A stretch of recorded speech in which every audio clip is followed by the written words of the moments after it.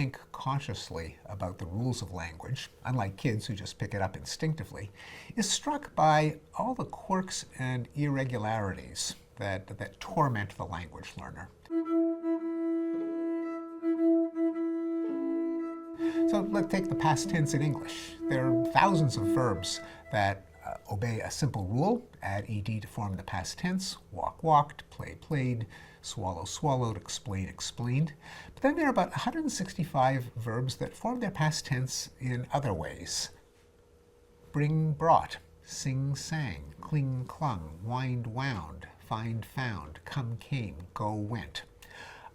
What's the deal? Why does language have all of these quirks? And it isn't just in the conjugations and declensions, which torment the language learner. They're also in pronunciation.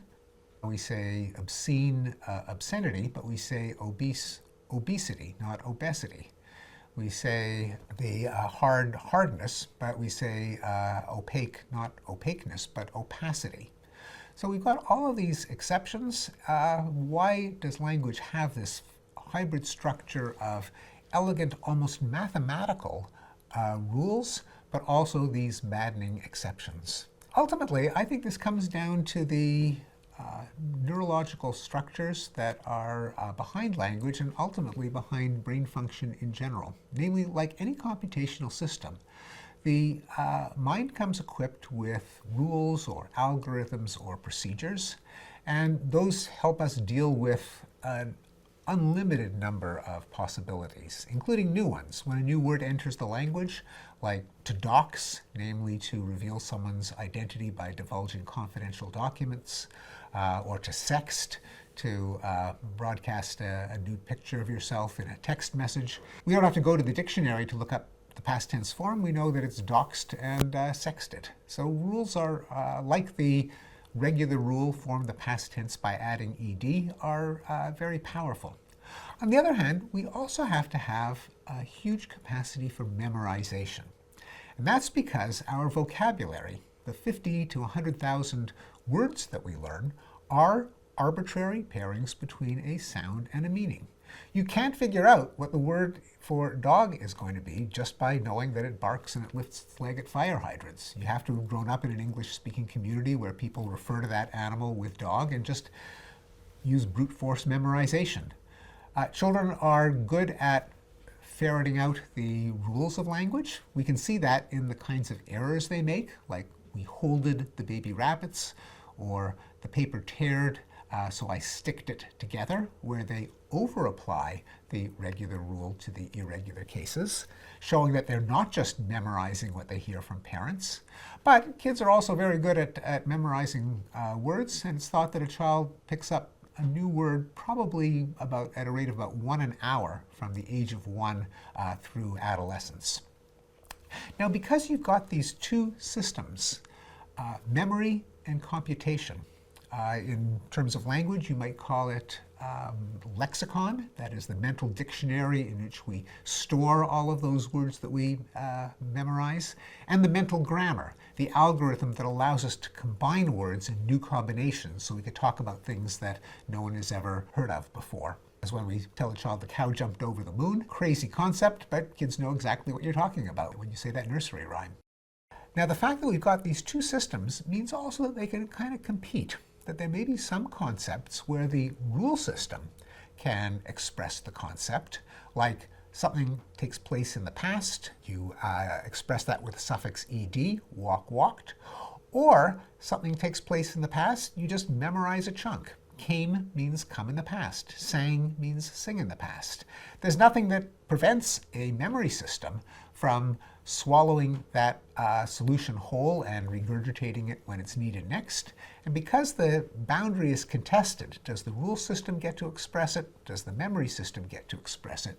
You've got languages as this pastiche, this hybrid between elegant rule-governed structures and quirky memorized structures. Now, that still raises the question, where did all of those quirky memorized exceptions come from in the first place? And the answer is that language acquisition is never perfect. And we never use exactly the language that we get from our parents and peers. We always make some changes.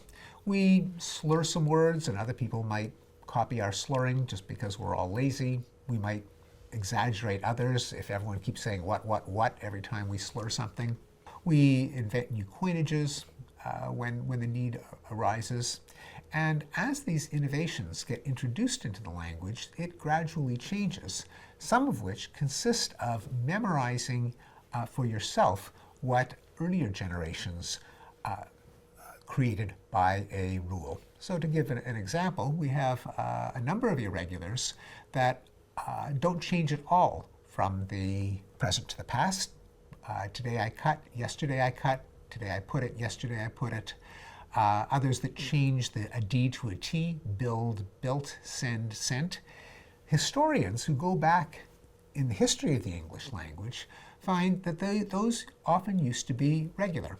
There was cutted and putted and builded, but as people swallowed the ends of their words, sometimes people wouldn't hear the second syllable at the end, and they would be lazy, they wouldn't pronounce it enough, and so builded would morph into built, and their children would hear it as built and just memorize it that way. An irregular is born. That can happen not just for swallowing or losing syllables, but for vowels, because we adjust our pronunciation when we add a suffix to the end of something. So if we have, in earlier periods of the English language, sleep might have been sleeped. But when you add an extra little bit to the end of a verb, like that T at the end of sleep, you tend to shorten the vowel to compensate so the word will fit into the metronome of speech. A long E becomes a short E, and then because of other changes, the sound A turned into the sound E, and you go from slept to sleep, slept. Another irregular is born. Often it goes in the other direction, where a memorized form will have to cede some of the linguistic territory to the regular side. And in fact, that's the more common occurrence. Old English and Middle English had about twice as many irregular verbs as we have now. The past tense of chide used to be chid. The past tense of help used to be holp. The past tense of cleave used to be clove. We have a souvenir of that in cloven hooves. What happens over the generations is that the less frequent forms, and words rise and fall in popularity just like any bits of culture, because the irregular forms have to be memorized, because they're idiosyncratic, if an irregular form starts to decline in frequency, you might have a generation of speakers that sometimes forgets the irregular past tense form. Instead of saying clove, they might say cleaved, kind of like the way kids will say hold it instead of held. If they do it often enough and their kids hear it often enough, that's what they'll grow up with, and the language, that part of the language will change. It'll shift from irregular to regular.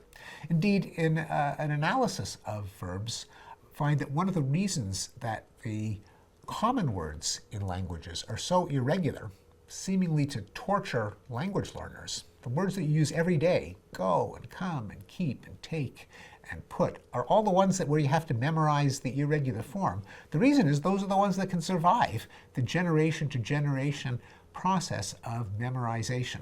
The ones that are not so common, like cleave, like chide, will not be properly memorized as irregulars, will slide into the regular half of the language. So with that process of memory and computation always competing over how to express a meaning, language will always be a mixture of the two. Even rationally designed languages like Esperanto will come to be irregular as children acquire them and memorize things that formerly were generated by rules, and that's why languages are these magnificent combinations of elegant mathematical rules and infuriating but fascinating exceptions.